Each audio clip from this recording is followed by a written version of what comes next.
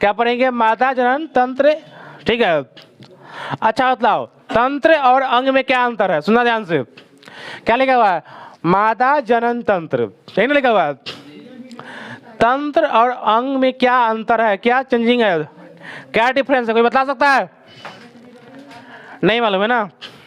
बता रहे, सुनो ध्यान से। चश्मा भाई कहाँ है? नहीं है, घर ही है, पेन के नहीं आया है। नहीं, चश्मा जैसे ना ओसा पड़ता है ना तो पूरा उसमें पड़ जाता है, नहीं बन गया। चलो बात नहीं, तो देखो हम लोग पहले क्या पढ़ लिए थे? नर जनन तंत्र, ठीक है। अभी क्या बोले तुम लोग? तंत्र क्या होता है और अंग क्या होता है? नहीं बता रहे हैं। तंत्र मतलब क्या होता है कि मतलब बहुत सारे अंग मिलता है ना तो बनता है तंत्र, यानी बन जाता है सिस्टम, बोलते हैं उसको, ठीक है। अंग हो गया ऑर्गेन, ठीक है, और बहुत सारे ऑर्गन मिलेगा, क्या बन जाएगा? सिस्टम बन जाएगा, यानी तंत्र बन जाएगा। सिस्टम है यानी क्या है? अंग, प्रत्येक अंग क्या बनाता है? एक सिस्टम बनाता है, ठीक है, एक तंत्र बनाता है, ढांचा बनाता है, ठीक है। तो क्या हो गया? मादा जनन तंत्र, क्या हो गया? मादा जनन तंत्र होता है, मादा जनन अंग से मिलके बनता है। बात नहीं, मादा जनन तंत्र किससे बनता है? मादा जनन अंग से मिलके बनता है, ठीक है। ध्यान दो, अब इसमें क्या आता है? जैसा बताया तुम लोगों को, किसमें? नर में, उसमें प्राथमिक होता है, द्वितीयक होता है और बाह्य जनन होता है, ठीक है। क्या हो गया? उसी तरह किसमें होता है? मादा में होता है प्राथमिक लैंगिक जनन अंग, ठीक है। इसको प्राथमिक बोलेंगे, प्राथमिक लैंगिक अंग, या मुख्य लैंगिक अंग बोलेंगे, ठीक है। यही ना लिखा हुआ है। दूसरा क्या हो गया? द्वितीयक लैंगिक जनन अंग या सहायक। एक क्या? प्राथमिक मुख्य रूप से बहुत जरूरी है अंडाशय, ठीक है। अंडाशय में ही अंडाणु बनता है, बतलाएंगे अभी। और ये क्या हो गया? द्वितीयक यानी सहायक, यानी इसको ये हेल्प करेगा। लास्ट में आता है बाह्य जनन अंग, यानी क्या होता है? बाहरी भाग होता है, ठीक है। ऐसा के बारे में पढ़ेंगे, ठीक है।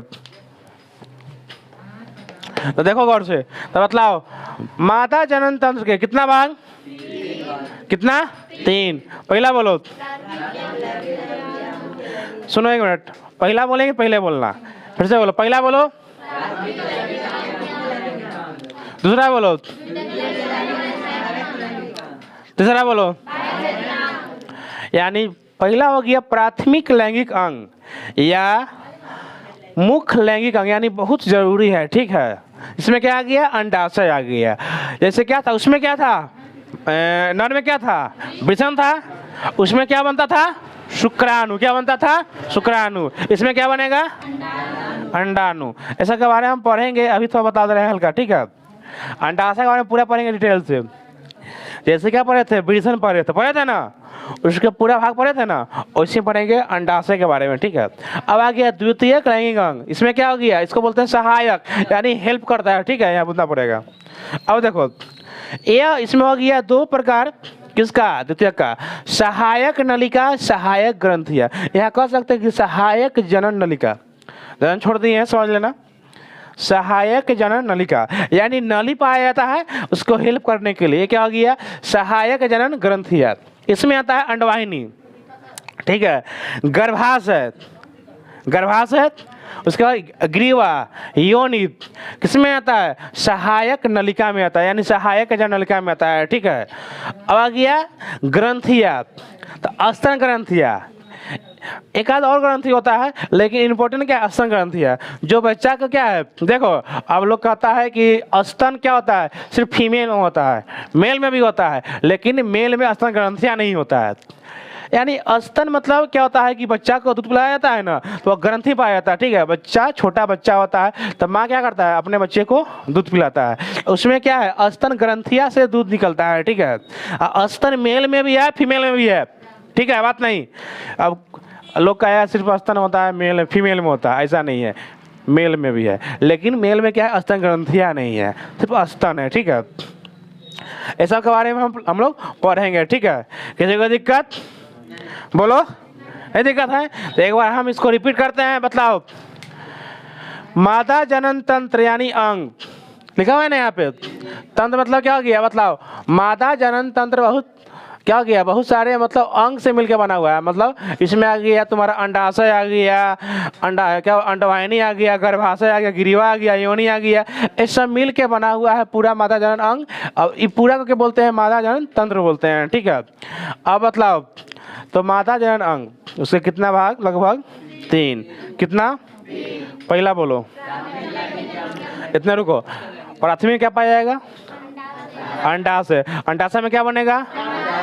क्या बनेगा? अंडाणु। दूसरा क्या आता है बोलो? अब देखो द्वितीय का सुनना ध्यान से। द्वितीय क्या? सहायक बोलो लैंगिक जनन अंग।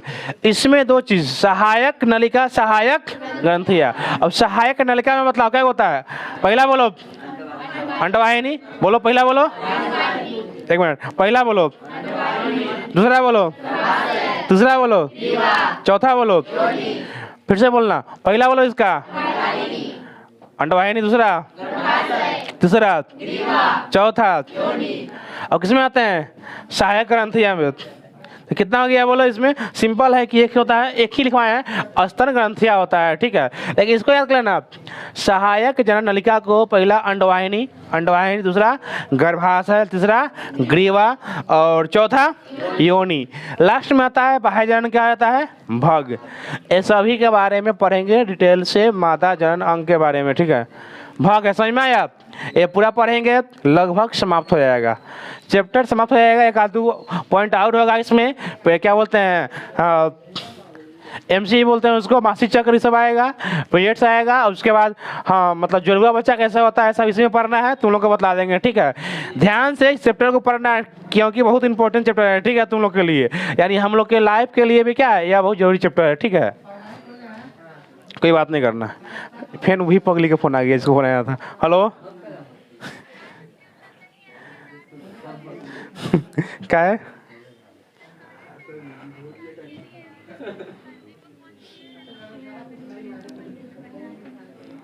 ठीक है जाओ, ठीक, इसको अपलोड नहीं करेंगे।